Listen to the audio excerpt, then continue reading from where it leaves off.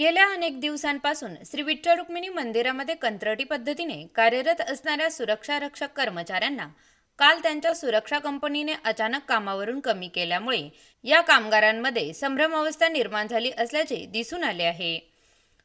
मंदिराला सुरक्षा पुरविणाऱ्या खासगी रक्षा कंपनीचा कंत्राटी ठेका संपल्यानंतर मंदिर समितीच्या वतीने BVG नावाच्या कंपनीला कामाचा ठेका देण्यात आला आहे।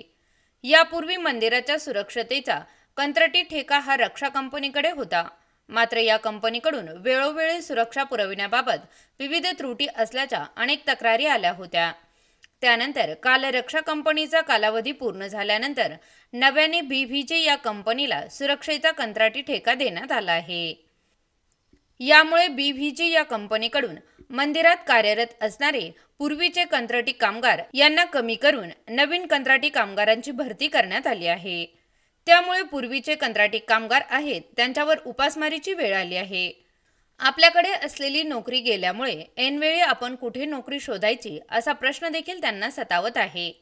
त्यामुळे आमच्यावर होणारा हा अन्याय शासनाने दूर करावा आणि आम्हाला रोजगार उपलब्ध करून द्यावा अशी मागणी या कामगाराकडून केली जात आहे।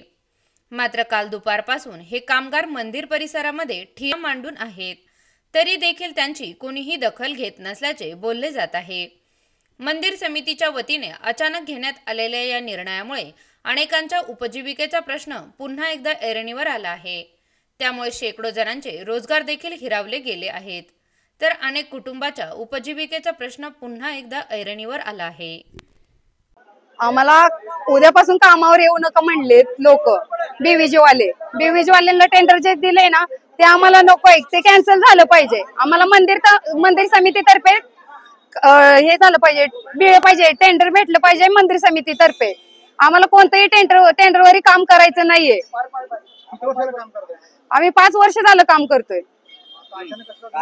अचानक आमची मागणी काय आहे की आता जे आमचे सगळे सहकारी मित्र आहेत त्यांना सगळ्यांना घेतलं पाहिजे कामावर। आज आम्हाला सांगितलं की उद्यापासून कामावर येऊ नका म्हणून अचानक सांगितलेलं आहे। आमच्या कुणाचे हप्ते आहेत, कुणाचे लेकर बाळ बारकेत, त्यांचं आता उद्या काय होणार आहे? उद्या येऊ नका म्हणल्यावर डायरेक्ट हे रिएक्शन कशी वाटते तुम्हाला? अर्ज केलते आम्ही, 4,500 अर्ज आलेत त्यांच्याकडे। BVG वाल्यांनी असे पैसे घेऊन भरती केलेले लोक आहेत, ते नको आहेत आपल्याला। फक्त मंदिर समितीतर्फे आम्हाला घेतलं पाहिजे। मंदिर समिती तर्फेच आम्ही काम करणार। विमल भगवान कदम गोपाळपूरला राहते। आई आणि मी जगतोय। वयाच्या 10 वर्षापासून मी काम करते। मंदिरात लोक भरायचे म्हणताना पळून धावून आम्ही इथं काम करतोय। आता अचानक यांनी आम्हाला कामाचं का बंद करावा? आम्हाला सूचना पाहिजे होती, घेताना तुम्ही कामाला लागू नका। आमचं पोट त्याच्यावर भरतोय। भाव बघत नाही, बाप मेला नवरा मेला, जगायचं कशावर? आम्ही कशावर जगणार आम्ही सांगा?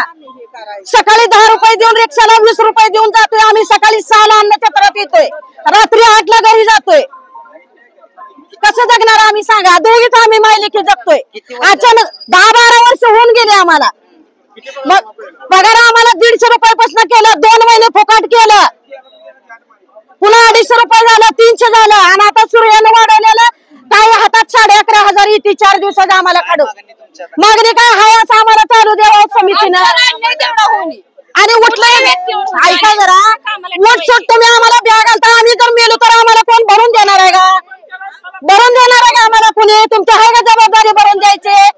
उद्या माझ्या आईला काय झालं, मी 4ला घरी चहा करून दे जाते, आज माझ्या आईला काय झालं तर आहे का तुम्ही कोण? जबाबदारी कुणी घेणार आहे का?